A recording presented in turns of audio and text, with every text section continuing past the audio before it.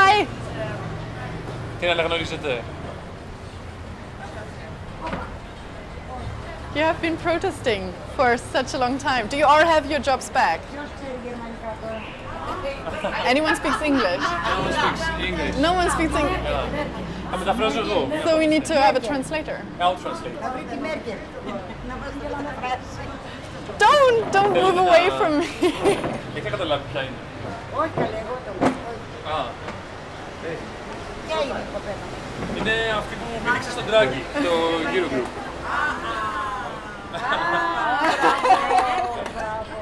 Μπράβο, μπράβο, μπράβο. Ευχαριστώ. Εμείς ευχαριστούμε. Thank you. Thank you very much. Congratulations for your protest, because I heard that you were the longest protest that had ever existed in Greece, and you were successful in the end. Θέλω να σου κάνω φωτογραφία. Θα μας κάνετε και εσείς για μας. Τι λες τώρα? Και λέω πού το ξέρω αυτό το κορίτσι, πού το ξέρω. Σας άρεσε αυτό που έκανε? Πολύ έξυπνο. Πώς νιώσατε? Εγώ ένιωσα πάρα πολύ ωραία και σαν γυναίκα, πέστε τα λίγο αυτά, γιατί τα αγγλικά μου είναι περιορισμένα. But I think she can also understand that it has to be a woman to do this, you know? Because only women have this kind of guts. Οι γυναίκες έχουν ψυχή. Λοιπόν, έλα.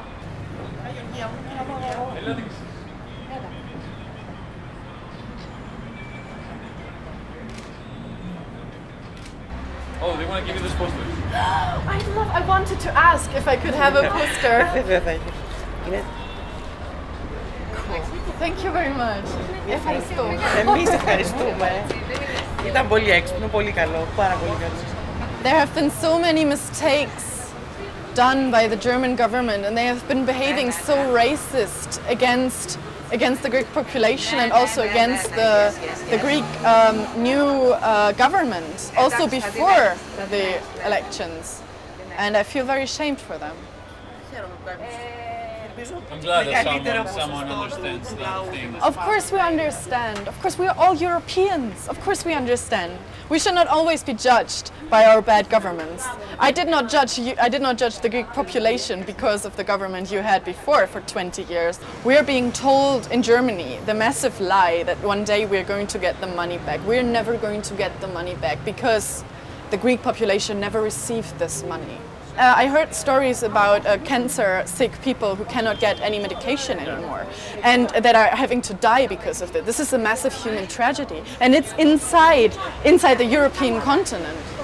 And I want to stand up for the European values that are solidarity and that are helping each other, and there are good times as well as bad times. Take care. Take care. Nice to meet you. Nice to meet you. Γεια σας. And you know, we are women, we're strong. Yes, thank you. Γεια σας. Yes, us. On my t-shirt, I had the slogan, "End ECB dictatorship." And I misspelled the word dictatorship, but I did it on purpose. Not because I'm stupid and I don't know English, but I put the word dick, you know, like penis, into the slogan, because obviously those kinds of structures that they have, those kinds of power institutes are showing a very patriarchal organization of the world. It's top down. Yeah. It's telling people to the ground what they have to do and what not. So it's very patriarchal. It's not about if you have a dick or if you have a vagina. It's about how the thing is structured. And it's not structured in a feminist approach. And a feminist approach is always to increase equality. It's very cynical, you know, also for Varoufakis and Tsipras to talk about European values and European standards if there are actually people dying on the border of Greece. Yeah. So they should stop being that cynical and start to bring change for real, because this is what they promised, and this is what democracy is about, right? I am a young woman, and all I can do as an activist is to remind him of his duty, is to remind him of his job, is to remind him that, and of course this is my way of activism. I don't know if eventually things are going to change in Europe, but this is what I believe, and so I have faith that it's going to change. I know it's very hard. It's probably the hardest thing that is ever imaginable. But you know, history has shown that sometimes we can if we believe and if we fight long enough and hard enough, we can actually achieve change, and we can If actually. you were Greek, would you vote for them? Or you wouldn't vote at all? No, I don't vote at all. Why?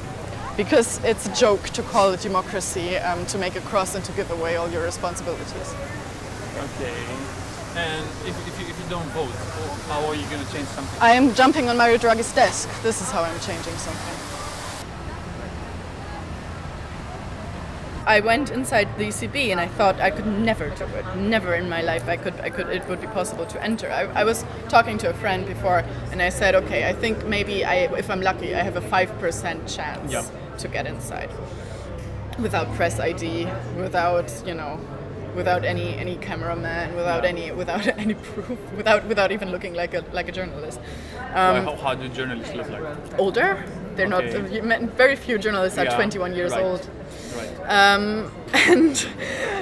And then I got access, and then I had to wait because I was very early because I wanted to sit in the front row, and because then I could attack him more easily than, you know, just going outside. And I could have done that as well, but I wanted to sit in the front row to get the best seat, and I was just sitting there for 1 hour, waiting, sweating. For Monsieur Draghi.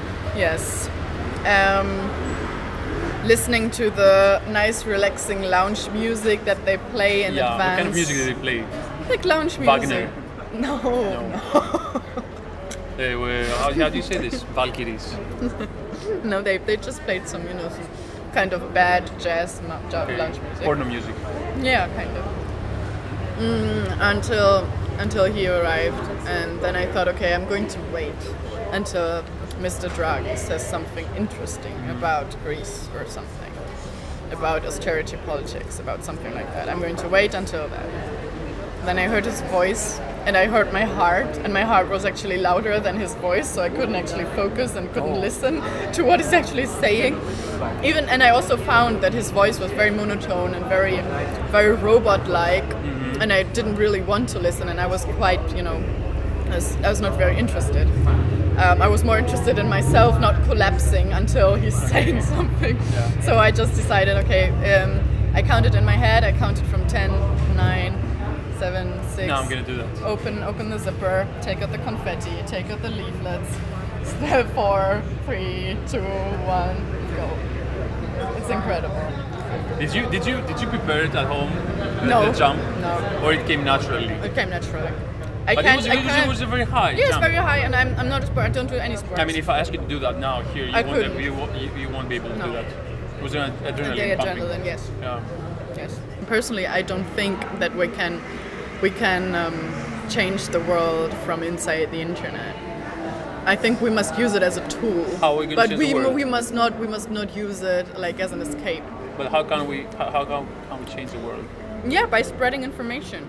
But that's by connecting people. This is what the internet does. Yes, connecting people, spreading information, organizing, forcing people to organize them, inform people about how things are, inform them about problems that are maybe not shown in the media. So how come you came to Greece? I was invited for a show. I don't know, after the ECB protest, I became quite popular in Greece. I don't know to which huge extent I got popular. You are telling me that right now. But I noticed that there were many followers and many Greek journalists who were calling me after the incident. And then I got an invitation for a TV show. I forgot the name. Al Tsandíri. All Tsandíri, yes. From this Laki's guy. And I was kind of weighing the pros and cons in my head, whether I should go or not. I was asking some random Greek people if they think it's a good idea, if they think it's okay. And then I decided, okay, I'm just going to go. Και έτσι πετάχτηκε λοιπόν ο Τζόζεφιν. Ξαφνικά σκάσαν κομφετί. Πα! Και βγήκε η Τζόζεφιν που είναι εδώ.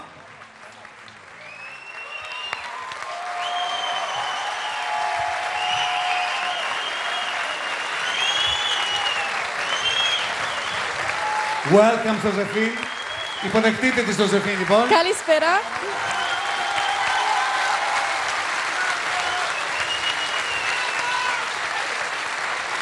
And then I was inside, and then I could jump on the table, and then there was Mario Draghi sitting there like this.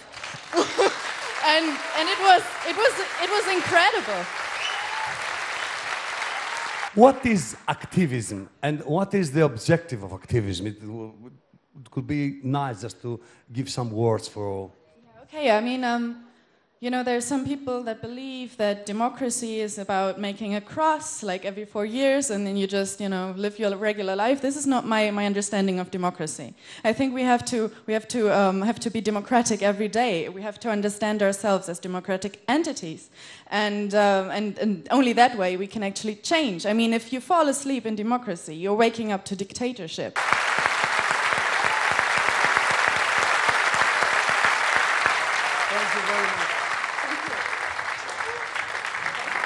You're very beautiful. I had to do that. Αλ Τσαντίρι, Τζόζεφιν, επανέρχομαι.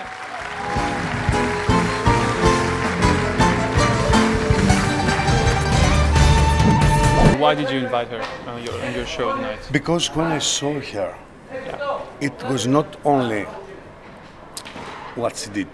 I looked at her eyes, and if what she was saying is according with what she's thinking, because what we see is people that they're doing something, but it's not according their eyes, it's not according their feelings. So she was 21 years old. She was very strong. She had very big energy on what she did, and this energy touched me. And I wanted to. I know also that people here in Greece, they discuss a lot about her, and all my friends, do you saw her? Come on. Okay, so I wanted to invite her, and I want this girl because she's so young, she's so strong, she's thinking, and I need her on that time because I don't need people to discuss, to be so serious. I wanted her because it's serious what she's saying. But also is so young and she's so strong, and I liked what she did, and I wanted to say with my way, thank you so much for in favor of the Greek people. Yes. Yeah, but I saw that on your show you underlined 2 times that she was too beautiful. And she is very beautiful. Yeah, don't you think that, like, kind of underestimating her bravery? She's beautiful because she's thinking beautiful. Okay. This is important. So her face is light because of what she's thinking, and I told her that when I saw your eyes on TV, I knew that I can have communication. Because anywhere, if I was in different age, we could be friends to discuss a lot of things because I want to know, I want to learn from her. For me it's important because she is the future. So the future is teaching me. But okay, I'm happy because I can hear her. You know, I was born in 1993, and as you say, I'm the future. The future can tell you the future does not believe, the European future does not believe in national borders anymore. I don't believe in national borders anymore.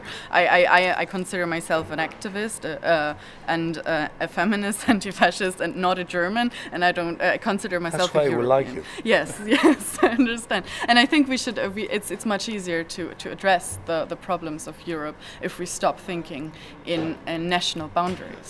If we start, you know, as you say, as a Greek, but I think as a European, we are open-minded. As a European, we should open our gates, and this is also why I was, you know, showing the picture, because as you said nicely, how cynical it is that when we speak about how open-minded and how liberal and how freedom-loving we are, and we speak about solidarity amongst each other. It's cynical to speak about that when there are thousands of people dying at our borders, and they're literally dying. And people are more touched by a plane that is crashing. I mean, that was a horrible incident, but there was not even 1 minute of silence going through Europe, and there were thousands of minutes of silence for the plane crash, but not for the people. And this is because we are racists. and Europeans are racist, and also due to the monetary policy of the ECB, people are becoming more fascist because they start believing those lies that fascists can always sell their lies when there's no good economic situation. Then they can always gather and tell them, we have to think back. We don't have any money, but we have our nationality. So we're going to be proud of our nationality and going to erase everything. This is the perfect ground for fascism. So we have to remember that we're anti-fascists, and we have to share solidarity not only amongst us, but with the whole world.